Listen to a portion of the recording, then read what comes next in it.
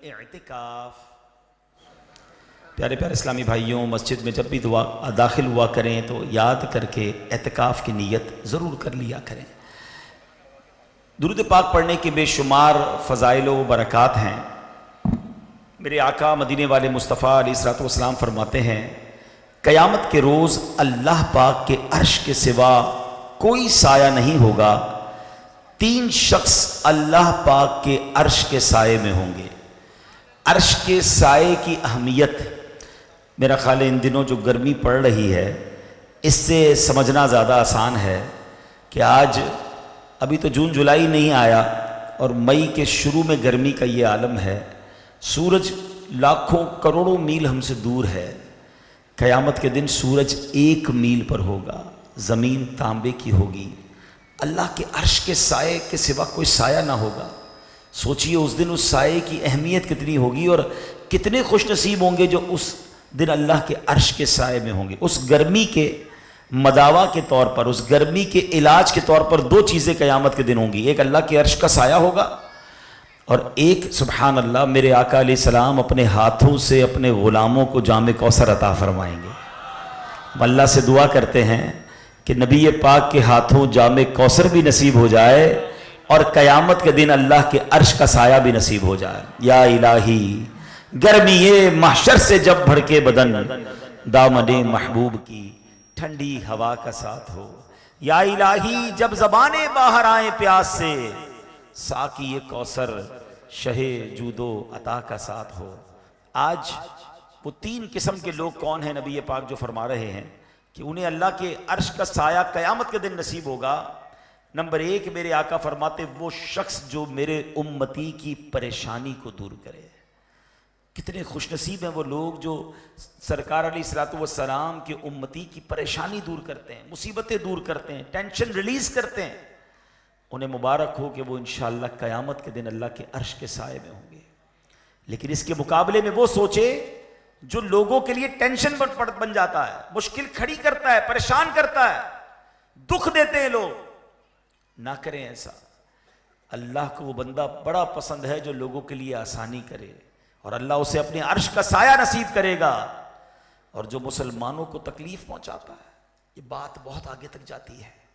میرے آقا علیہ السلام فرماتے من آذا مسلمن فقد آذانی، جس نے کسی مسلمان کو تکلیف دی وہ ایسا ہے کہ جیسا اس نے مجھے تکلیف دی۔ ومن آذانی فقد آذ اللہ، اور جس نے مجھے تکلیف دی وہ ایسا ہے جیسا اس نے اللہ کو تکلیف دی۔ تو غور کیجئے، تکلیف دینے والا مر جائے گا، پھنس جائے گا۔ آسانی دیجئے، آپ کی دنیا بھی آسان ہو جائے گی، انشاءاللہ قیامت کے دن بھی آسانی کیا ہوگی؟ اللہ کے عرش کا سایہ نصیب ہوگا۔ دوسرا بندہ کون؟ آقا فرماتے میری سنت کو زندہ کرنے والا۔ مبارک ہو عاشقان رسول کو جو سنتوں پر عمل کرتے ہیں، سنتوں کو زندہ کرتے ہیں۔ دعوت اسلامی کے ماحول میں آپ بار بار سنتے ہیں سنتوں بھرا ماحول، سنتوں بھرا اجتماع، سنتوں بھرا قافلہ ہیں، سنتوں پر بار بار بات ہوتی ہے۔ یہ بڑا کمال کا کام ہے کہ سنت زندہ کرنے والا وہ ہوگا کہ جسے قیامت کے دن اللہ کے عرش کا سایہ نصیب ہوگا۔ اب جو سنت سے دور ہے بلکہ معاذ اللہ سنت کا مذاق اڑا رہا ہے، وہ اپنا ٹھکانہ سوچے کہ میرا کیا بنے گا۔ اور تیسرے نمبر پر میرے آقا فرماتے وہ خوش نصیب جو مجھ پر کثرت سے درود شریف پڑھنے والا ہوگا۔ تو اپنی زندگی میں درود پاک کو شامل کیجئے، فضول باتوں سے اپنے آپ کو بچائیے۔ ذرا مل کر پڑھیے الصلاۃ والسلام علیک یا رسول اللہ صلی اللہ تعالی علی محمد۔ یہ 2 الگ الگ درود پاک تھے، بڑے مختصر شارٹ۔ ایک درود پاک میں کتنی دیر لگی؟ 2 سیکنڈ، میکسیمم 3 سیکنڈ۔ چلے میں 3 سیکنڈ مان لیتا ہوں۔ 100 بار درود پاک پڑھنے میں کتنے دیر لگے گی؟ 300 سیکنڈ۔ 300 سیکنڈ کتنے منٹ بن گئے؟ 5 منٹ۔ صرف 5 منٹ میں نکال لوں تو 100 درود ہو جائیں گے۔ اور حدیث پاک میں آتا ہے جو 100 بار درود پاک پڑھ لے اللہ اس پر 1000 رحمت نازل فرماتا ہے۔ ایک حدیث میں آیا جو 100 بار درود پاک پڑھے اس کی دونوں آنکھوں کے درمیان یہ لکھ دیا جاتا ہے کہ بندہ نفاق اور دوزخ کی آگ سے بری ہے۔ بتاؤ نا، 5 منٹ دینے سے اتنا اجر، اور کثرت سے درود پاک پڑھنے والا بن جاؤں تو قیامت کی گرمی سے بچت کا راستہ بن جائے گا، اللہ کے عرش کا سایہ مل جائے گا۔ مگر آج موبائل ہاتھ میں پکڑیں تو گھنٹوں نکل جاتے ہیں، مگر اس میں گھنٹوں بتانے کا ٹائم ہے، درود پڑھنے کا ٹائم نہیں، ذکر کرنے کا ٹائم نہیں۔ ایسا نہ کریں۔ آج آئے ہیں اس پیارے اجتماع میں، یہ مدنی پھول لے کر جائیں کہ انشاءاللہ روزانہ کثرت سے درود پاک پڑھوں گا انشاءاللہ۔ روزانہ کلمہ پاک کی ایک تسبیح پڑھیں۔ دیکھیں نا، مرتے وقت ہر کسی کو کلمہ چاہیے، سب چاہیں گے۔ کون کون چاہتا ہے مرتے وقت میری زبان پر کلمہ ہو؟ سبحان اللہ۔ اچھا، آج کتنی بار کلمہ پڑھا ہے؟ اب ہاتھ نہیں اٹھائیے گا، خود ہی جواب اپنے آپ کو دے دیں۔ پورے ہفتے میں کتنی بار کلمہ پڑھا ہے؟ کمال دیکھیں، مرتے وقت سب کو کلمہ چاہیے، زندگی میں پڑھنے کے لیے تیار نہیں ہے۔ ایسا نہ کریں، زبان کو کلمے کا عادی بنائیں تاکہ مرتے وقت زبان پر کلمہ جاری ہو جائے۔ اور سبحان اللہ، جو ایک بار لا الہ الا اللہ کہتا ہے اس کے لیے درخت لگا دیا جاتا ہے۔ کل باتوں سے بچ رکھی یہاں پڑھ لیں۔ اللہ آپ کو فرمائے درود پاک پڑھ لیں، صلو علی الحبیب صلی اللہ تعالی علی محمد صلی اللہ علیہ وسلم۔ حضرت انس بن مالک رضی اللہ صحابی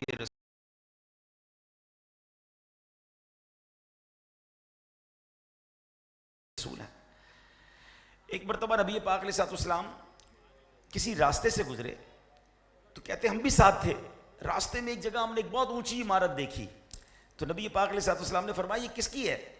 تو صحابہ کرام نے کہا حضور یہ فلاں صحابی نے بنائی ہے۔ تو پیارے آقا علیہ الصلوۃ والسلام کو یہ بات ناگوار گزری، آپ نے پسند نہیں فرمایا کہ اتنی اونچی عمارت انہوں نے بنائی ہے۔ یہ بات اس صحابی رسول کو پہنچی کہ پیارے آقا علیہ الصلوۃ والسلام تمہاری ایک بلڈنگ کے قریب سے گزرے تھے اور پوچھا کس نے بنائی، ہم نے آپ کا نام بتایا، نبی پاک کے چہرے پر تاثرات جو تھے نا وہ ناگواری کے تھے۔ اچھا، میرے آقا کو میری عمارت اچھی نہیں لگی؟ پوری عمارت گرا دی، زمین بوس کر دی، لیول کر دیا۔ نبی پاک نے یہ نہیں فرمایا کہ ناجائز ہے، یہ نہیں فرمایا گرا دو، بس پتا چلا کہ پیارے آقا کو ناگواری گزری ہے۔ نبی پاک پھر اس راستے سے گزرے تو وہ عمارت نظر نہیں آئی۔ تو پیارے آقا نے کچھ دنوں بعد جب وہ دیکھا کہ عمارت نہیں، فرمایا کیا ہوا، وہ عمارت کہاں گئی؟ کہ حضور اس صحابی نے آپ کی ناراضی کے خوف سے وہ عمارت گرا دی تھی، لیول کر دیا زمین کو۔ تو آقا نے فرمایا سن لو، بے شک ہر عمارت اس کے مالک کے لیے وبال ہے، البتہ جو ضرورتاً بنائی گئی ہو۔ مشہور مفسر قرآن مفتی حکیم الامت مفتی احمد یار خان نعیمی رحمۃ اللہ تعالی علیہ اس حدیث کے تحت فرماتے ہیں کہ حدیث پاک میں لفظ وبال سے مراد اگر گناہ ہے تو مطلب یہ ہے کہ ہر وہ عمارت جو بلا ضرورت فخر و تکبر کے لیے بنائی گئی یہ عمل ناجائز ہے، اور فخر و تکبر کا ہر کام حرام ہے۔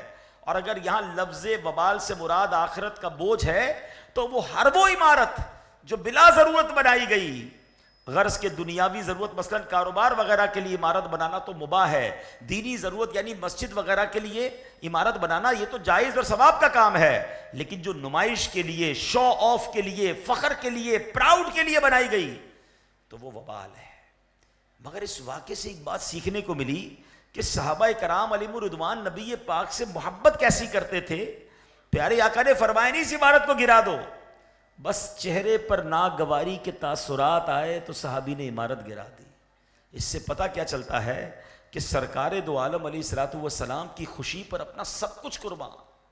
ہم تو نعت کا شعر پڑھتے ہیں نا، کروں تیرے نام پہ جاں فدا، نہ بس ایک جاں دو جہاں فدا، دو جہاں سے بھی نہیں جی بھرا، کروں کیا کروڑوں جہاں نہیں۔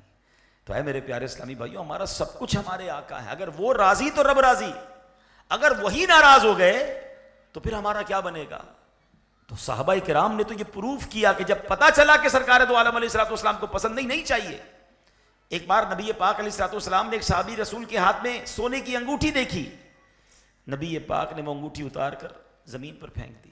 پیارے آقا تشریف لے گئے، کسی نے کہا آپ انگوٹھی تو اٹھا لیں، اٹھا کے کسی عورت کو دے دیجیے گا، آپ کے لیے جائز نہیں ہے، کیونکہ نبی پاک نے فرمایا کہ کوئی یہ پسند کرتا ہے کہ اپنے لیے انگارہ پہنے، مرد کے لیے سونے کے زیورات جائز نہیں تھے، ان کو معلوم نہیں تھا جو صاحب ساتھ کھڑے تھے۔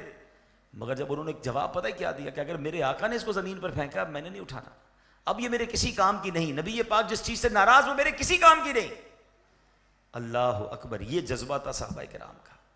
لیکن بہت ساری باتیں مجھے اور آپ کو پتہ ہے کہ یہ آقا کو پسند ہیں، یہ پسند نہیں ہیں، مگر کیا کبھی ہم نے اپنی زندگی کا کوئی کرائٹیریا بنایا کہ جو سرکار علیہ السلام کو پسند وہ ہماری پسند، اور جس سے وہ ناراض وہ ہم اس سے دور ہو جائیں؟ خدا کی قسم یاد رکھیے گا، اگر سرکار دو عالم علیہ السلام کسی سے ناراض ہو گئے نا تو اس کا بچنا کچھ نہیں ہے، اللہ بھی اسی سے راضی ہوگا جس سے حبیب پاک علیہ السلام راضی ہوں گے. جبھی تو سیدی اعلیٰ حضرت امام اہل سنت نے ایک ہی شعر میں زندگی گزارنے کا فلسفہ سمجھا دیا. آپ نے کیا لکھا؟ انہیں جانا، انہیں مانا، نہ رکھا غیر سے کام. یعنی اگر حضور راضی ہیں تو پھر سب کچھ ٹھیک ہے، اور اگر ان کو چھوڑ کر کسی اور کو راضی کرنے لگ گیا اور اگر وہ ناراض ہو گئے تو بنے گا کیا؟ انہیں جانا، انہیں مانا، نہ رکھا غیر سے کام، للہ الحمد میں دنیا سے مسلمان گیا.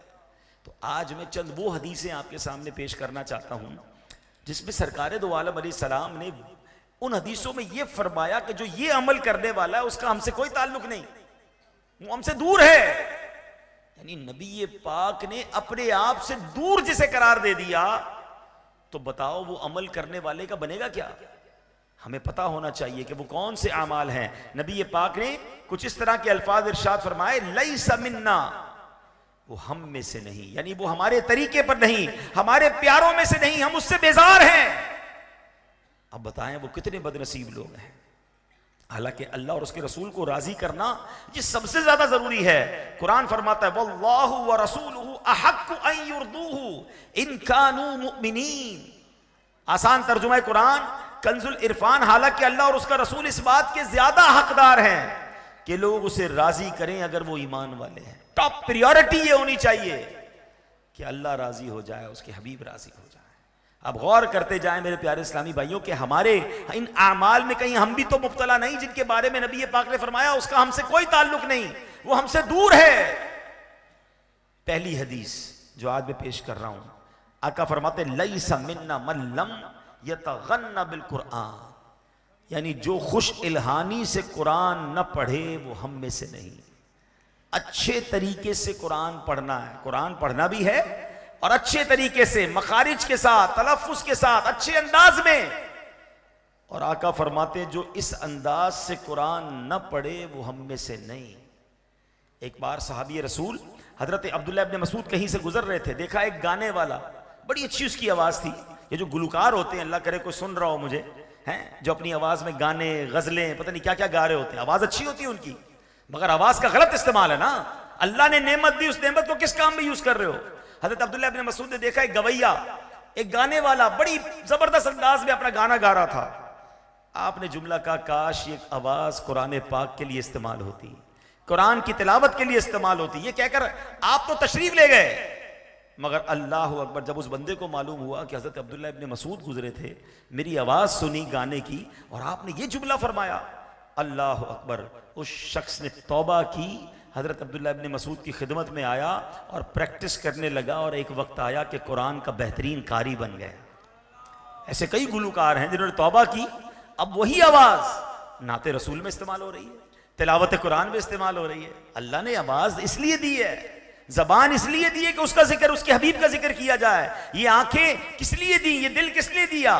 وہ پنجابی شاعر لکھتے ہیں نا، دل یاد لئی بنایا ہے تعریف لئی زبان، دل یاد لئی بنایا ہے تعریف لئی زبان، اکھیاں بڑائیاں سونے دے دیدار واسطے، اکھیاں بڑائیاں سونے دے دیدار.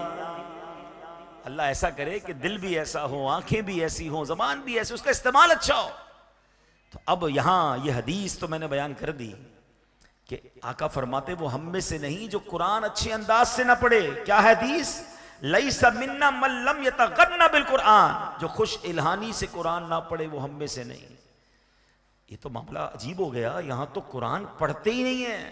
خوش الہانی کی تو بات کی بات ہے، پورا سال گزر جاتا ہے قرآن کو ہاتھ نہیں لگاتے، بلکہ قرآن پڑھنا ہی نہیں آتا. خوش الہانی تو اپر سٹیج ہے نا، پہلے قرآن تو پڑھ لے، دیکھ کے نہیں پڑھ سکتے. تو اس کا بنے گا کیا کہ اگر نبی پاک نے فرمایا کہ تمہیں قرآن بھی نہیں آتا تھا اور قرآن اچھا پڑھتے نہیں تھے، تمہارا ہم سے کوئی تعلق نہیں، تو ہم کدھر جائیں گے؟ اب آپ کہیں یار اتنی عمر میں قرآن کہاں پڑھیں؟ اللہ سلامت رکھے دعوت اسلامی والوں کو. کیوں پکڑتے ہیں آپ کو؟ آئیں بھائی ہمارے مدرسے بچے ہیں تو مدرسہ المدینہ ہمارے شفٹ والے مدرسے میں آ جائیں. بڑے ہو گئے تو مسجد میں مدرسہ المدینہ بالغان لگ رہا ہے, کوئی پیسے کوئی روپیہ نہیں لیتے آپ سے, کہتے ہیں آ جائیں اپنا تلفظ ٹھیک کر لیں, اپنی تلاوت بہتر کر لیں. قرآن مسلمان اور قرآن سے کیسے دور رہ سکتا ہے؟ ایک اور حدیث پاک ہے, وہ دل ویران ہے جس میں کچھ قرآن نہیں ہے. غور کریں ہمارے دل میں کتنا قرآن ہے, کیسے قرآن سے دور رہ کر زندگی کیسے گزار رہے ہیں. خدا کے واسطے قرآن سے محبت کیجیے. اچھا مزے کی بات بتاؤں, ایک حدیث آپ نے سنی جس میں نبی پاک نے فرمایا کہ اس بندے کا ہم سے کوئی تعلق نہیں جو اچھا قرآن نہ پڑھے. اور ایک اور حدیث پتہ کیا ہے؟ خیرکم من تعلم القرآن وعلمہ, تم میں بہترین وہ ہے جو قرآن پڑھے یا دوسروں کو پڑھائے, قرآن سیکھے یا دوسروں کو سکھائے. دو الگ الگ سائیڈیں ہو گئی نا. ایک قرآن سے دور رہنے والا جس کو فرمایا ہمارا اس سے تعلق ہی کوئی نہیں, اور ایک وہ بندہ جو قرآن پڑھ رہا ہے یا پڑھا رہا ہے, فرمایا بہترین سب سے ہی ہے. اب آپ طے کریں کون سا راستہ اختیار کرنا ہے. اب آپ کہیں یار قرآن پڑھنا مشکل ہے, دنیا کی ہر چیز سیکھ لی آپ نے. کیا موبائل آپ کو پہلے ہی چلانا آتا تھا؟ سافٹ ویئر آپ کو پہلے آتے تھے؟ ویب سائٹ پہلے کھولنا آتی تھی؟ اکاؤنٹ ڈیجیٹل آپ نے پہلے بنانا سیکھا تھا؟ گاڑی چلانا سیکھ لی, کئی لوگوں نے کمپیوٹر چلانا سیکھ لیا. سیکھنا تھا تو اکاؤنٹ سیکھ لیا, سیکھنا تھا تو دنیا کی ڈگریاں سیکھ لی. اب کئی لوگ آرٹیفیشل انٹیلیجنس سیکھ رہے ہیں, مگر نہیں سیکھا تو قرآن نہیں سیکھا. شیطان نے نہیں سیکھنے دیا آپ کو. آج رات ہوگی تو چائے کے ہوٹل پر بیٹھ کر دنیا بھر کی باتیں, کہاں جنگ ہو رہی ہے, کون سا میزائل آ رہا ہے, پیٹرول کا دام, ڈالر کا دام, سونے کا دام, جس کا کوئی فائدہ نہیں, اس پہ دن رات لگے ہوئے ہیں. اور جو قرآن میرے ساتھ قبر میں جائے گا, اور اگر قرآن نہیں تو نبی پاک فرماتے تعلق نہیں, کدھر جائیں گے؟ پلیز آج آئے ہیں اس اجتماع میں, پہلا اپنے لیے یہ ہدف لے کر جائیں, ٹارگٹ لے کے جائیں کہ میں نے مرنا نہیں ہے بغیر قرآن پڑھے. آج سے قرآن سیکھوں گا, بلکہ روز کچھ قرآن پڑھوں گا. اور دعوت اسلامی والے آپ کو مفت موقع دے رہے ہیں, آپ کی ہر مسجد میں مدرسۃ المدینہ عموماً لگ رہا ہوتا ہے. ذمہ داران سے رابطہ کریں, ٹائم پوچھیں, آئیے پڑھیے قرآن. تو انشاءاللہ. اور جو لوگ مصروف ہیں, کہتے ہیں یار میں دیر سے کام سے آتا ہوں, تو آپ کے لیے فیضان آن لائن اکیڈمی ہم نے بنا دی ہے. آپ 24 گھنٹے میں جب فارغ ہیں انٹرنیٹ پر آن لائن قرآن پڑھ لیں. ایک قاری صاحب آپ کو اکیلے کو پڑھائیں گے. کئی ایسے لوگ ہیں جنہوں نے مصروف زندگی میں رہتے ہوئے پورا قرآن آن لائن پڑھ لیا, اپنے مخارج ٹھیک کر لیے. قرآن تو قرآن انہوں نے پورا درس نظامی کر کے, آن لائن درس نظامی پورا کر کے عالم دین بن گئے. اور ہم ہیں کہ بہانے ہی بنا رہے ہوتے ہیں. امیر اہل سنت کا ایک جملہ بڑا پیارا ہے کہ جس کو کرنا ہو نا اس کے لیے راستے بہت, جس کو نہ کرنا ہو اس کے لیے بہانے بہت. آپ نے قرآن سیکھنا ہے, راستے بہت ہیں. اور قرآن اس لیے سیکھنا ہے کہ اس قرآن کو سینے میں بسا کر میں نے انشاءاللہ قبر میں جانا ہے. یہ قرآن میرے لیے شفاعت کرے گا, یہ قرآن دنیا بھی آپ کی بہتر کر دے گا اور آخرت بھی بہتر کر دے گا. اگلی حدیث کی طرف چلتے ہیں. آقا علیہ السلام فرماتے فمن رغب عن سنتی فلیس منی. آقا نے فرمایا جس نے میری سنت سے بے رغبتی کی وہ مجھ سے نہیں. سنت سے منہ موڑنے والا ہم میں سے نہیں, ہمارا اس سے کوئی تعلق نہیں. اب اپنی زندگی کو چیک کیجئے, صبح سے لے کر شام تک, رات تک, پورے دن میں کتنی سنتوں پر عمل ہے. اب غور کر لیں. کچھ لوگ آپ کو نظر آئیں گے سر پہ امامہ ہے, چہرے پہ داڑھی ہے, سیدھے ہاتھ سے کھائیں گے, بیٹھ کے کھائیں گے پیئیں گے. سچ بولنا بھی سنت ہے. صرف لباس کی سنتیں نہیں ہیں, وعدے پورے کرنا بھی سنت ہے, قرض وقت پر لوٹانا بھی سنت ہے, نرمی کرنا بھی سنت ہے, مسکرانا بھی سنت ہے, ماں باپ کا ادب, بچوں سے پیار, بڑوں کا ادب, یہ سب سنت ہے. یہ سنتوں پر عمل کیجئے تو پھر تو خیر ہے. لیکن اگر پورا دن, پورا مہینہ ایسے گزر رہا ہے کہ سنتوں سے دور ہیں, بلکہ کچھ بدقسمت تو ایسے ہیں کہ اگر کوئی سنت پر عمل کرے تو اس کا مذاق اڑاتے ہیں. سوچیں ان کا بنے گا کیا. فمن رغب عن سنتی فلیس منی. آقا فرماتے تعلق ہی نہیں ہمارا اس سے. جو سنت سے بے رغبتی رکھنے والا, سنت سے دور جانے والا. اور تھوڑی آنکھیں کھلی رکھو. آج کل سوشل میڈیا پہ کچھ لوگ آئے ہیں جنہوں نے آ کر یہ پلاننگ شروع کر دی ہے, کہتے ہیں سنتیں چھوڑ دو, سنت کی کیا ضرورت ہے. رمضان میں آپ نے سنا ہوگا تراویح سنت ہے, پڑھنا کیوں ضروری ہے. مولانا صاحب نے مشکل کر دیا دین. یعنی آہستہ آہستہ امت کے دل میں یہ خیال ڈالا جا رہا ہے کہ جو سنت ہے اسے چھوڑ دو, کرنے کی کوئی ضرورت نہیں, تاکہ لوگ سنت سے دور ہوں گے تو نبی پاک کی محبت سے دور ہو جائیں گے. سنت یاد رکھیے آقا کی محبت کا اور جنت میں جانے کا راستہ ہے. آقا فرماتے ومن احب سنتی فقط احبنی. جس نے میری سنت سے محبت کی وہ ایسا ہے جیسا اس نے مجھ سے محبت کی. اور پھر آگے کیا فرمایا, انعام سنو, ومن احبنی کان معی فی الجنہ، جس نے مجھ سے محبت کی وہ جنت میں میرے ساتھ ہوگا۔ دوبارہ دو راستے آ گئے۔ ابھی آپ نے قرآن کے دو راستے سنے تھے کہ ایک جگہ فرمایا جو قرآن اچھے طریقے سے نہ پڑھے ہمارا کوئی تعلق نہیں، دوسری جگہ کیا فرمایا؟ اچھا قرآن، جو قرآن سیکھتا ہے سکھاتا ہے سب سے بہترین وہ ہے۔ اب دو راستے پھر آ گئے آپ کے سامنے۔ ایک راستہ کیا ہے؟ سنت سے منہ موڑے وہ ہم سے نہیں، اور ایک جگہ فرمایا جو سنت پر عمل کرے وہ ایسا ہے کہ جنت میں میرے ساتھ ہوگا۔ دو راستے ہیں۔ کورنگی میں رہ کر لانڈی جانے کا راستہ الگ ہے، صدر جانے کا راستہ الگ ہے۔ صدر کے روڈ پر جا کر کہوں دعا کرو لانڈی پہنچ جاؤں تو نہیں پہنچو گے۔ جنت میں جانے والے راستے پر چلو گے تو جنت میں جاؤ گے نا۔ سنت کے راستے پر عمل کرو گے تو نبی پاک کے ساتھ جنت میں جانا ہے۔ سنتیں روز چھوڑی جا رہے ہیں اور سنت پر عمل کرنے والے کا مذاق بھی اڑا رہے ہیں، تو پھر کیسے نبی پاک کے ساتھ جنت ملے گی؟ تو اے میرے پیارے اسلامی بھائی، اگین دوبارہ دعوت اسلامی کے ماحول کی قدر کیجئے۔ سنتوں بھرا ماحول، جتنی دعوت اسلامی کے ماحول میں سنتوں پر بات ہوتی ہے شاید اور کہیں نہیں ہوتی۔ کچھ لوگ اس پر چڑھتے بھی ہیں کہ ہر چیز میں سنت کی بات کرتے ہیں، ہر چیز میں سنت۔ بھائی مومن آقا کا امتی نبی پاک کے طریقے کی بات نہ کرے تو کس کی بات کرے گا؟ کوئی کسی انگریز کا فالوور، کوئی کسی فٹ بال کا فالوور، کوئی کسی کرکٹر کے پیچھے دیوانہ، کوئی اداکار کی ادائیں ادا کر رہا ہے۔ میں گدا ہوں اپنے کریم کا، میرا دین پا رہے نہ نہیں۔ ارے امتی سرکار کی ادا پر ادا نہیں کرے گا تو کس کی ادا کرے گا؟ تو سنتوں کو تھامنا ہے۔ تیسری سنت، تیسری جو ہے وہ حدیث کی طرف چلتے ہیں۔ سرکار دو عالم علیہ السلام فرماتے ہیں من غش فلیس منا، جس نے ہمارے ساتھ دھوکہ کیا، دھوکہ کرنے والا ہم میں سے نہیں۔ اب یہ دھوکہ کتنا عام ہو گیا ہے، تھوڑے پیسوں کے لیے دھوکہ دیا جاتا ہے، جھوٹ بولا جاتا ہے کہ کئی اس میں قسمیں۔ کوئی ناپ تول میں کیسا لگتا ہے کہ ہر بندہ اپنے حساب سے دھوکہ دے رہا ہے۔ ریڑی والا ناپ تول میں دھوکہ دے رہا ہے، فروٹ خریدو تو چپکے سے 2 سڑے ہوئے فروٹ ڈال دے گا۔ یعنی ایسا لگتا ہے جس کو جہاں موقع مل رہا ہے وہ ڈنڈی مار رہا ہے، جس کو جہاں موقع مل رہا ہے وہ حرام کما رہا ہے۔ یہ سوچ نہیں رہا کہ میں اللہ کی بارگاہ میں کیا جواب دوں گا۔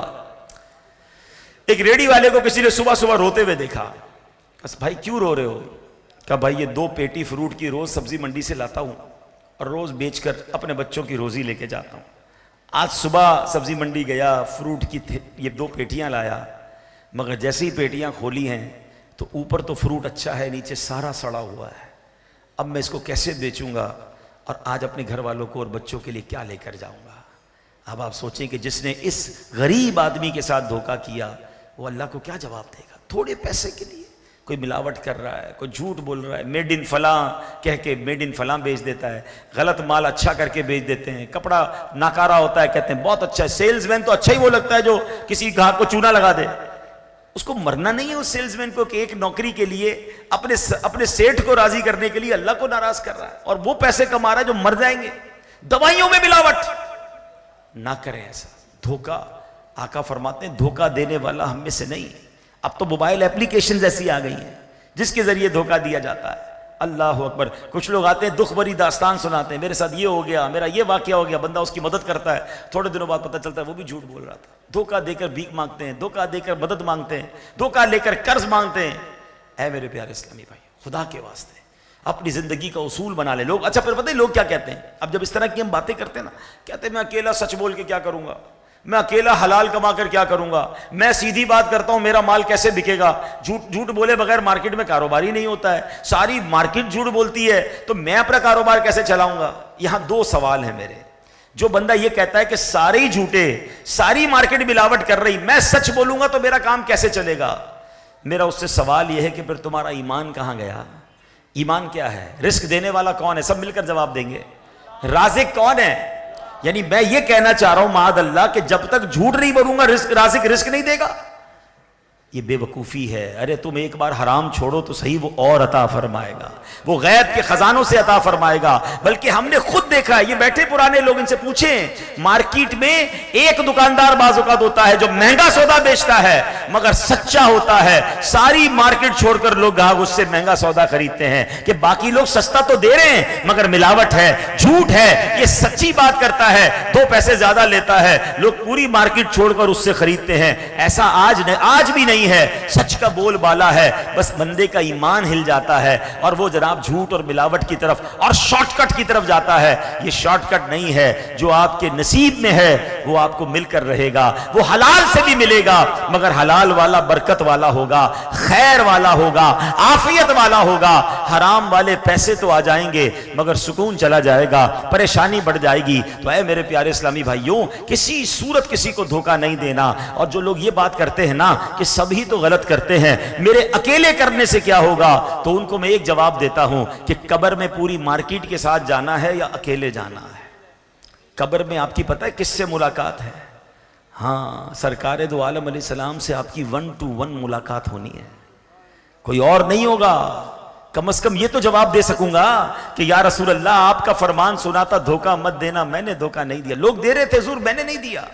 لوگ جھوٹ بولتے تھے, میں جھوٹ نہیں بولتا تھا. حضور میں اپنے وقت کی 5 نمازیں پڑھ کے آیا ہوں.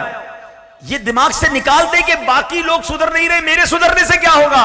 ارے کوئی نہ سدھرے, میں اکیلا قبر میں جاؤں گا اور میرے حضور کی بارگاہ میں نے حاضری دینی ہے. مجھے وہاں سرخروئی چاہیے. میرے آقا راضی ہو گئے تو رب راضی ہو جائے گا, جنت میرا ٹھکانہ ہو جائے گی.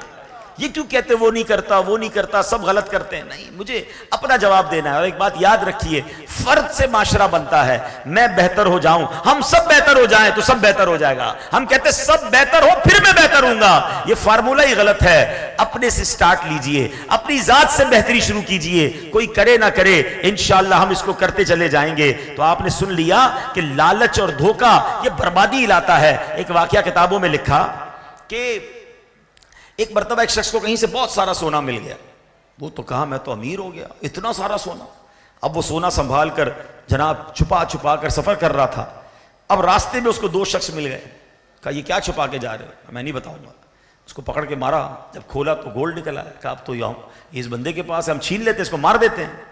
تو اس نے کہا دیکھو مجھے مارو گے, قتل کا بھی گناہ ہوگا, پولیس بھی پکڑ لے گی, یہ سونا ہم تینوں ہی بانٹ لیتے ہیں, کیوں مارتے ہو مجھے؟ آئیڈیا تو صحیح ہے, 50-50 کی جگہ 30-33 مل جائے گا, لیکن بندے کو مارنا بھی نہیں پڑے گا. جب آپس میں 33% سونا کم بانٹ لیا, اب بھوک لگی تو کہا ایسا کرو تینوں میں سے ایک بندہ جاؤ کھانا لے کر. ایک بندے کو پیسے دے کے کھانا لینے بھیجا. جو کھانا لینے گیا اس کے اوپر پھر لالچ سوار ہوئی کہ یار میں اگر کھانے میں زہر ملا دوں تو یہ دونوں کھا کر مر جائیں گے, میں اکیلا سونا لے جاؤں گا سارا. وہ ادھر یہ پلاننگ کر رہے, لالچ دھوکہ. ادھر یہ دونوں کہتے ہیں یار یہ کھانا لینے گیا نا, جیسے کھانا لے کر آئے گا اس کو مار دیں گے, تو یہ مر جائے گا, ہم دونوں 50-50 بانٹ لیں گے. ادھر انہوں نے یہ پلاننگ کی, اس نے کھانے میں زہر ملا دیا. جیسے ہی وہ واپس آیا ان دونوں نے اس کو پکڑ کے مار دیا. اور جب اس کو مار دیا تو کہا اب ہو گیا اپنا آدھا آدھا بھائی, ٹھیک ہے اب چلو کھانا کھاتے ہیں. کھانا کھایا تو وہ دونوں بھی زہر سے مر گئے. تھوڑے عرصے بعد کوئی وہاں سے گزرا, سونا بھی پڑا ہے اور 3 لاشیں بھی پڑی ہیں. یہ لالچ کا انجام ہے, یہ دنیا ہے, یہ دھوکے کا انجام ہے. کسی کا آپ بگاڑ کر اپنا اچھا نہیں کر سکتے, یہ ہمیشہ یاد رکھیں. بلکہ سچی بات یہ ہے, سارا شہر مل کر کسی کا بگاڑنا چاہے تو نہیں بگاڑ سکتا. اللہ حفاظت کرنے والا ہو, کوئی کسی کو نیچا نہیں دکھا سکتا. اللہ بچانے والا ہے. نیگیٹو نہ سوچیں, آپ لوگوں کا اچھا سوچیں, دوسروں کا بھلا سوچیں, آپ کا بھی بھلا ہو جائے گا. تو بہرحال دھوکہ دینے والا آقا فرماتے ہیں وہ ہم میں سے نہیں. بلکہ ایک حدیث پاک میں ہے 3 شخص جنت میں داخل نہیں ہوں گے, ان میں سے ایک دھوکے باز بھی ہے. اگر ہم میں سے کوئی ایسا ہے جو ایسے پلان کرتا ہے, دھوکے دیتا ہے, جھوٹ بولتا ہے, بےایمانی کرتا ہے, توبہ کر لے. دنیا تو برباد ہونی ہے, آخرت بھی برباد ہو جائے گی. ایک اور حدیث پاک جس میں نبی پاک نے فرمایا جو اس کا ہم سے تعلق نہیں, میرے آقا فرماتے لیس منا من تشبہ بالرجال من النساء ولا من تشبہ بالنساء من الرجال. میرے آقا فرماتے جو عورت مردوں کی اور جو مرد عورتوں کی مشابہت کرے, ریزمبلنس اختیار کرے, وہ ہم میں سے نہیں. یعنی آج حالات ایسے ہی ہو گئے نا, مرد بڑے بڑے بال رکھ رہے ہیں, مرد کان میں زیورات, ناک میں زیورات, عجیب عجیب حلیے بنائے ہوئے مردوں نے, کپڑے ایسے پہنیں گے لگے گا نہیں مرد جا رہا ہے عورت جا رہی, چمکیلے بھڑکیلے. اللہ اکبر. اور عورتیں ایسا لباس کہ جو مردانہ لباس ہے, عورتوں کا لباس ایسا, ان کو مزہ آ رہا ہے آج مرد بننے میں, چھوٹے بال, مرد کے لباس پہن کر, بے پردہ. خدا کے واسطے یہ نہ کریں. اللہ نے مرد کو مرد کا حسن دیا، عورت کو عورت کا انداز دیا. ہم عورت مرد میں گھس رہی ہے، مرد عورت کے اندر جناب معاملات کر رہے ہیں اپنے. تو یہ نہ کریں. جو مرد کے لیے حرام ہے اس سے مرد بچیں. مرد کا حسن داڑھی میں ہے، عورت بغیر داڑھی والی ہوتی ہے. ہاں عورت کو حکم ہے کہ داڑھی نکل رہا ہے تو کاٹ دو، لیکن مرد کاٹ رہا ہے داڑھی. مرد بنا ہوا ہے عورت بننے کے لیے، کبھی بالیاں پہن رہا ہے، کبھی پتہ نہیں کڑے پہن رہے ہیں، انگوٹھیاں پہن رہے ہیں. بھائی مرد کو زیورات کی اجازت نہیں ہے سوائے ایک انگوٹھی، وہ بھی تفصیل ہے اس کی کہ ایک اس میں چاندی، اس میں ایک جو ہے وہ نگینہ ہو، 4.5 ماشا سے کم چاندی ہو، وہ ایک تفصیل ہے. مگر آج کل تو جتنی انگلیاں اس سے زیادہ انگوٹھیاں، ایک گلے میں پتہ نہیں کتنی مالائیں، بریسلیٹس، یہ عورتوں کے کام ہیں. تو خدا کے واسطے اب غور کر لیں. نبی پاک نے کیا فرمایا کہ مردانہ وضع رکھنے والی، مردانہ تشبہ رکھنے والی عورتیں اور وہ مرد جو عورتوں کا انداز اختیار کرتے ہیں وہ ہم میں سے نہیں. 3 قسم کے شخص جنت سے محروم رہیں گے. ایک حدیث پاک میں ہے کہ 3 شخص کبھی جنت میں داخل نہیں ہوں گے. نمبر 1 دیوس، نمبر 2 مردانی عورتیں جو مردوں والا اسٹائل اختیار کرتی ہیں نا، مردوں والے لباس، مردوں والے انداز. نمبر 3 شراب کا عادی، الکوہلک. یہ 3 قسم کے لوگ جنت میں داخل نہیں ہوں گے.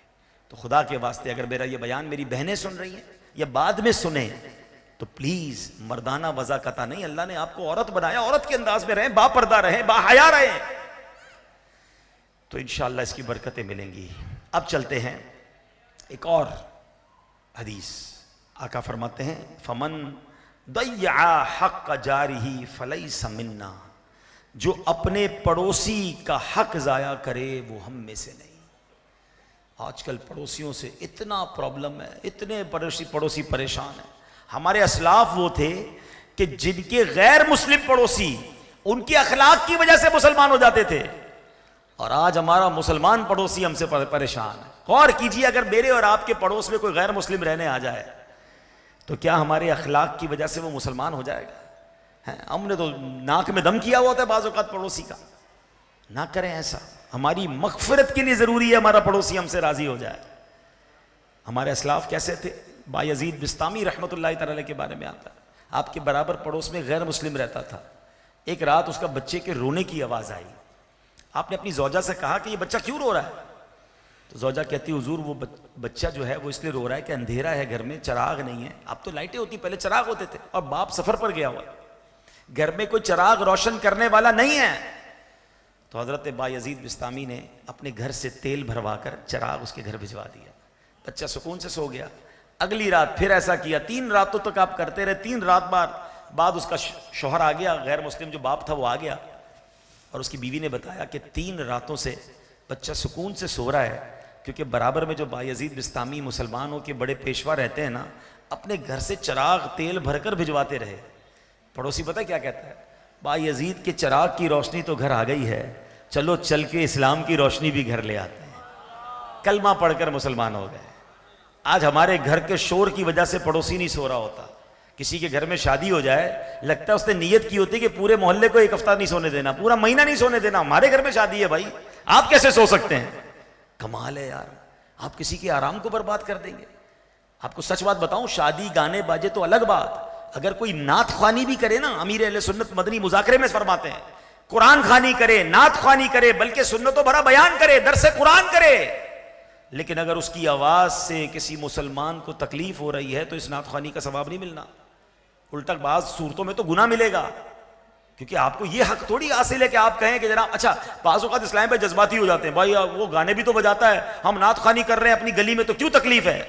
یار آپ گانے والے کی مثال دو گے. حقوق العباد کس کا نام ہے؟ کسی کے آرام میں خلل ڈال کر نعت خوانی کیوں کرنی ہے؟ اپنے کمرے میں کریں، کسی ہال میں جا کے کر لیں، کسی مسجد میں جا کے کر لیں. پوری گلی کو اسپیکر لگا کے جگانا ہے اور کہیں میلاد بنا رہے؟ نہیں. یہ میلاد منانا بھی بعض صورتوں میں آپ کے لیے گناہ کا سبب بنے گا. اگر لوگ پریشان ہیں، کوئی بیمار سو نہیں پا رہا، کسی کو صبح کام پہ جانا ہے، یہ نعت خوانی کی بات کر رہا ہوں. تو جو گانے بجا کے کر رہے ہوتے ہیں، آتش بازی، کبھی کبھی تو باپ رے باپ، رات کو 3 بجے ایسے دھماکوں کی آواز آتی ہے، بندہ سمجھے کسی برابر کے ملک کی فوج نے حملہ کر دیا. باہر نکلے بندہ پتہ نہیں بارات آئی ہے. یار ایسی کیسی بارات ہے جو آپ سب کی نیند برباد کر رہے ہیں؟ تو پڑوسیوں کا حق ہے. پڑوسی ناراض تو رب بھی ناراض. خدا کے واسطے پڑوسیوں کا حق پہچانیے.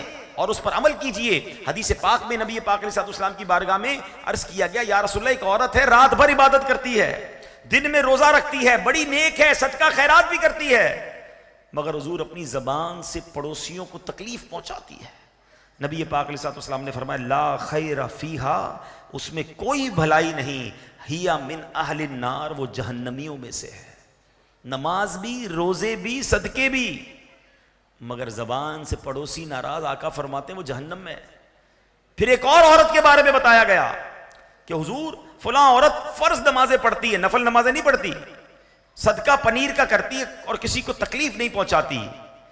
پیارے آقا نے فرمایا ہی من اہل الجنہ, وہ جنتی عورتوں میں سے. تکلیف نہ پہنچائیں, اپنے پڑوسیوں کو راضی رکھیں, ورنہ ایسا نہ ہو کہ ساری دنیا تو راضی اور پڑوسی پریشان. اپنے گھر میں کوئی ٹی وی کی, آڈیو کی, کچھ بھی سن رہے ہیں, حرام تو سننا نہیں, اگر کچھ اور بھی سن رہے ہیں آواز کم کریں, شور کم کریں. اوپر نیچے بلڈنگ میں گھر ہوتے ہیں, اوپر اتنا شور ہو رہا ہوتا ہے, نیچے والے نہیں سو پاتے. اپنے گھر کا کچرا اپنے پڑوسی کے پاس جا کے رکھ دیتے ہیں. بلکہ طبیعت پوچھیں, خیر پوچھیں, کبھی مشکل میں ہو تو اس کی مدد کریں. یقین کریں پڑوسی سے اچھے تعلقات دنیا میں بھی بڑے کام آتے ہیں. میں آپ سے سوال کرتا ہوں, اگر آپ کے گھر میں کوئی ایمرجنسی ہو گئی, اللہ نہ کرے آگ لگ گئی, گھر میں کوئی بیمار ہو گیا, کوئی ہارٹ اٹیک ہو گیا, آپ گھر پہ نہیں ہیں, سب سے پہلے آپ کی مدد کو کون آ سکتا ہے؟ آپ کا پڑوسی. پہلے ہی آپ نے اس کو ناراض کیا ہوا ہے اور کہتا برباد ہونے تو ہو جاؤ, میں تو تنگ کیا ہوا اس نے. نہیں, حالات اچھے ہوں گے تو پڑوسی مدد کرے گا نا. تو اللہ کرے یہ بات سمجھ آ جائے کہ میرے آقا فرماتے ہیں جو پڑوسی کا حق ضائع کرے وہ ہم میں سے نہیں. امیر المومنین حضرت ام سلمہ رضی اللہ تعالیٰ عنہ فرماتی ہے کہ ہمسائے کی بکری ہمارے گھر میں داخل ہو گئی اور اس نے روٹی منہ میں اٹھا لی. چنانچہ میں بکری کی طرف گئی اور بکری کے جبڑے سے اپنی روٹی کھینچ لی. تو نبی پاک نے مجھے ایسا کرتے ہوئے دیکھا اور فرمایا اے ام سلمہ, بکری کو تکلیف دینا تجھے امان نہ دے گا, کیونکہ یہ بھی ہمسائے کو تکلیف دینے سے کم نہیں ہے.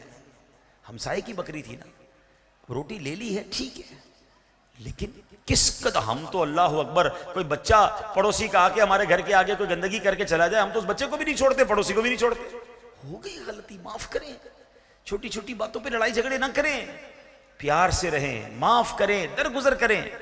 تو اللہ کرے کہ یہ بات سمجھ آ جائے کہ پڑوسی کتنا اہم ہے ہمارے لیے اور ہماری بخشش کے لیے. اور اگر ہم سب اپنے اپنے پڑوسیوں کا خیال رکھنے والے بن جائیں تو سوچیں ہمارا محلہ کتنا پیارا ہو جائے گا. ہمارے آس پاس کے گھر پہ رہنے والے آپس میں کس محبت و پیار سے رہیں گے. ہمارے اسلاف تو کیسے پڑوسیوں پر مہربان ہوتے تھے, بلکہ ایثار کرتے تھے. ایک صحابی رسول کے بارے میں آتا ہے, ان کے گھر میں سری بھجوائی گئی. عرب کے لوگ جو نا بکرے کا جو سر ہوتا ہے وہ جس کو بیچتے ہیں بڑی عزت سے بیچتے ہیں, بڑا پسندیدہ کھانا ہے وہ. تو ایک صحابی رسول کے پاس وہ آئی, انہوں نے کہا ضرورت تو ہے مجھے, مگر میرے پڑوسی کو مجھ سے زیادہ ضرورت ہے. وہ سری انہوں نے اس کو بھجوا دی. اور دوسرے پڑوسی کو جب ملی تو انہوں نے کہا ماشاءاللہ بہت اچھا تحفہ بھیجا, لیکن مجھ سے زیادہ میرے پڑوسی کو ضرورت ہے. انہوں نے آگے بھجوا دی. روایتوں میں آتا ہے 7 گھروں سے گھوم کر وہ پہلے گھر میں دوبارہ آ گئی. یعنی ہر بندہ یہ چاہتا تھا کہ یہ اچھا کھانا میرا پڑوسی کھا لے. اور آج کیا حال ہے کہ پڑوسی کے گھر میں کوئی کھانا جا رہا ہوتا تو نظریں ہوتی ادھر کیوں جا رہا ہے بھائی, ہمارے پاس کیوں نہیں آ رہا. ایسا نہ کریں, اپنے پڑوسی کا خیال رکھیں. اور ایک اور بات بتاؤں کہ جن کو اللہ نے نوازا ہے نا اور پڑوسی غریب ہے, تو اول تو جو منگوائیں ان کے لیے بھی منگوا لیں. نہیں منگوا سکتے تو کم از کم اس کے ریپر, پیکٹ, شاپنگ بیگ جو ہوتے ہیں بچوں کے سامنے نہ منگوائیں. ان کے بچے پھر پریشان ہوتے ہوں گے کہ یار پڑوس کے گھر میں کبھی برگر آ رہا ہے, کبھی پیزا آ رہا ہے, کبھی بروسٹ آ رہا ہے, ابو ہمیں آپ نہیں منگوا کے دیتے. اچھا کھا بھی لے تو باہر اس کی چیزیں نہ رکھیں. وہ باپ برابر والا پریشان ہو جائے گا کہ میں منگوا بھی نہیں سکتا, اور بچے برابر میں دیکھ کر پریشان ہوتے ہیں. پڑوسیوں کو ہماری وجہ سے دکھ نہ ہو. شریعت یہ کہتی کہ ہماری وجہ سے ہمارے پڑوس اور اس کے بچے راضی رہیں. اور دیکھو میرا اسلام کتنا پیارا ہے, اللہ اکبر. نبی پاک علیہ السلام سے پوچھا گیا کہ پڑوسی کے حقوق کیا ہیں, تو فرمایا اگر وہ تم سے مدد چاہیں تو اس کی مدد کرو, تم سے قرض مانگے تو اسے قرض دو, اگر محتاج ہو تو اس کی حاجت پوری کرو, اگر بیمار ہو جائے تو اس کی عیادت کرو, اگر فوت ہو جائے تو اس کے جنازے میں شرکت کرو, اگر اسے کوئی بھلائی پہنچے تو مبارکباد دو, اگر اسے کوئی مصیبت پہنچے تو تعزیت کرو. اس کی پرمیشن کے بغیر اس کے گھر کے سامنے اونچا گھر نہ بناؤ کہ اسے ہوا نہ پہنچے. پڑوسی کو تکلیف نہ پہنچاؤ، اگر تم کچھ پھل خرید کر لاؤ تو پڑوسی کے گھر بھی کچھ بھیجو، اگر ایسا نہ کرو تو پھل چھپا کر لے جاؤ، اپنے بچوں کو بھی وہ پھل گھر سے باہر نہ لانے دو کہ پڑوسی کے بچے اس پھل کو دیکھ کر غمگین نہ ہو۔ اللہ اکبر۔ فرمایا اپنے ہنڈیا کی خوشبو سے بھی پڑوسی کو تکلیف نہ پہنچاؤ، مگر یہ کہ کچھ سالن بھیج دیا کرو۔ آپ کے گھر میں کھانا بن رہا ہے، برابر خوشبو جا رہی ہے، ان کے پاس بیچاروں کے پاس کھانا نہیں، تو فرمایا اس سے تکلیف نہ ہو، کچھ سالن ان کے گھر بھی بھیجو۔ پھر آقا فرماتے ہیں جانتے ہو پڑوسی کا حق کیا ہے؟ اس ذات کی قسم جس کے قبضہ قدرت میں میری جان ہے، پڑوسی کا حق صرف وہی ادا کر سکتا ہے جس پر اللہ پاک رحم فرمائے۔ آج یہ بھی نیت کر کے جائیں، بلکہ ایک مشورہ دے دیتا ہوں، میں بھی نیت کرتا ہوں، چلے بیان کرتے کرتے میں نے بھی نیت کر لی، پہلے بھی ایک دو بار ایسا کیا ہے، آج پھر نیت کرتا ہوں کہ اب جائیں نا اپنے پڑوسی سے ملاقات کریں اور اس سے معافی مانگیں کہ آج تک میری وجہ سے، میرے بچوں کی وجہ سے آپ کو کوئی تکلیف ہو گئی ہے تو معاف کر دیجیے گا، کیونکہ ہمیں نہیں پتا اگر وہ ناراض ہو گیا تو کہیں رب ناراض نہ ہو جائے، کوئی تحفہ بھجوا دیں ان کے گھر، ہو گئی ہوگی تکلیف، اتنی ساری زندگی گزر گئی ہے تو کبھی پارکنگ کرتے وقت، سامان بار رکھتے وقت تو معافی مانگ لیں، کیونکہ پڑوسی راضی ہو گیا تو رب راضی ہو جائے گا۔ آخری حدیث، ویسے تو اس بارے میں بہت ساری حدیث ہیں، مگر آج کے بیان کی آخری حدیث کہ میرے آقا فرماتے ہیں لیس منا من ینقر نقر الغراب، یعنی جو کوے کی طرح ٹھونگے مارے وہ ہم میں سے نہیں۔ اس حدیث پاک کا مطلب پتہ ہے کیا ہے؟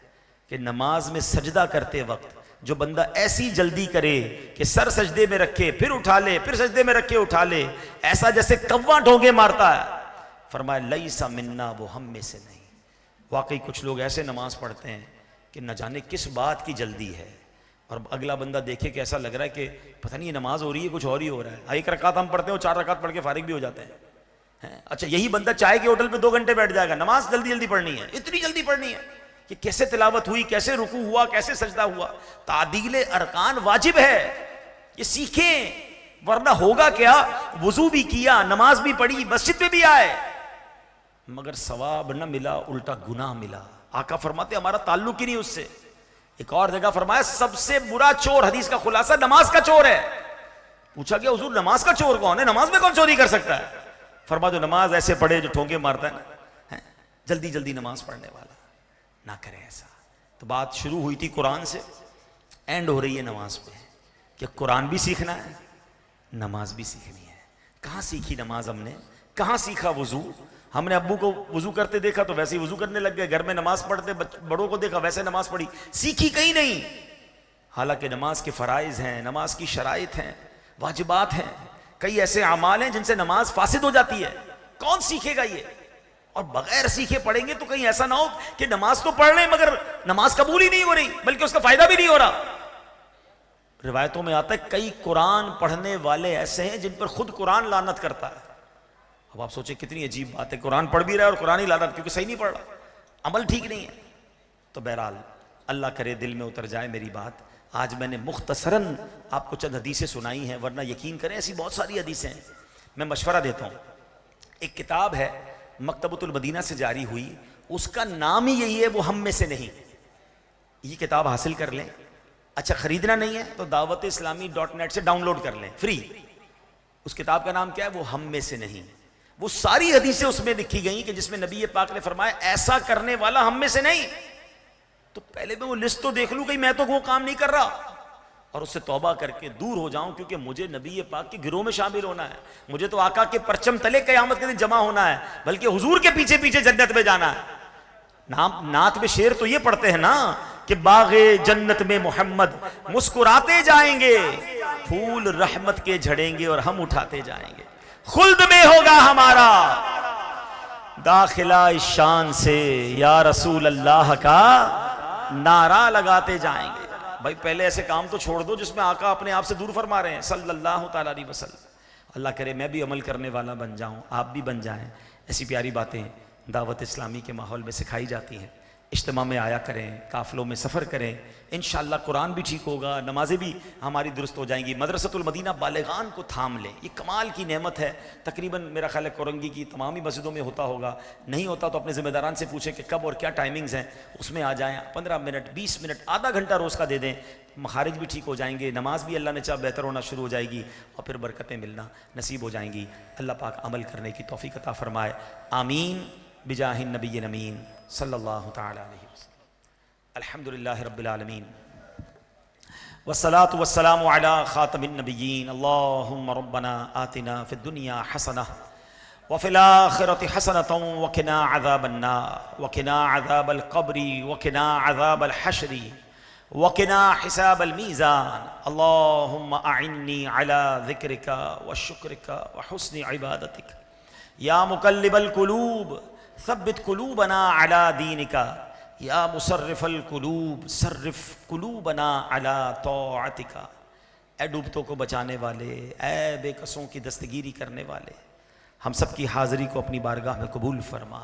اے رب کریم، آج جو ہم نے حدیثیں سنی ہیں کہ جس میں نبی پاک نے فرمایا یہ اعمال کرنے والوں سے میرا کوئی تعلق نہیں، اے اللہ ان برے اعمال سے ہم سب کی جان چھڑا دے۔ اے اللہ ہمیں نبی پاک کے پسندیدہ بندوں میں شامل فرما دے، سنتوں سے محبت کرنے والا بنا دے۔ اے اللہ قرآن اچھے طریقے سے پڑھنے والا بنا دے، پڑوسیوں کا خیال رکھنے والا بنا دے، مسلمانوں کو دھوکہ دینا نہیں بلکہ مسلمانوں کی خیر خواہی کرنے والا بنا دے۔ اے پروردگار ہمیں 5 وقت کا نمازی بنا دے۔ اے کریم ہم میں جو بیمار ہیں انہیں شفائے کاملہ عطا فرما۔ نوید بھائی کی والد اور والدہ کی مغفرت فرما۔ اے اللہ ہماری ایک بہن بیمار ہیں، اللہ انہیں بھی شفا عطا فرما۔ قاری وسیم صاحب کی والدہ کی مغفرت فرما۔ ہم میں سے جن کے ماں باپ رشتہ دار دنیا سے چلے گئے مولا سب کی مغفرت فرما۔ اے پروردگار جتنے بیمار ہیں انہیں شفا عطا فرما، قرض داروں کے قرضے اتر جائیں، بے اولادوں کو نیک اور صالح اولاد عطا فرما، روٹھوں کو بنا دے، بچھڑوں کو ملا دے۔ اے کریم اس مسجد کو آباد فرما، اس کو آباد کرنے والوں کے گھروں کو آباد فرما۔ آج کا اجتماع سجانے میں جن جن اسلامی بھائیوں نے دامے درمے قدمے سخن حصہ ملایا، میرے مولا سب کا سینہ مدینہ بنا دے۔ اے پروردگار حج خوش نصیب حاجی حج کو جا رہے ہیں، اے اللہ تیرے خزانوں میں کمی نہیں، ہمیں بھی حج کی سعادت نصیب فرما۔ اللہم ارزقنا حجا مبرورا وسعیا مشکورا وذنبا مغفورا وتجارتا لن تبور یا عالم ما فی الصدور اخرجنا یا اللہ من الظلمات الی النور۔ اے اللہ ہماری دعوت اسلامی کو ترقیاں عطا فرما، عالم اسلام کا بول بالا فرما، مسلمان دنیا میں جہاں جہاں پریشان ہیں میرے مولا غیب سے مدد فرما، مسلمانوں کی حفاظت فرما۔ ربنا تقبل منا انک انت السمیع العلیم وتب علینا یا مولانا انک انت التواب الرحیم۔ ببرکۃ ان اللہ وملائکتہ یصلون علی النبی یا ایہا الذین آمنوا صلوا علیہ وسلموا تسلیما۔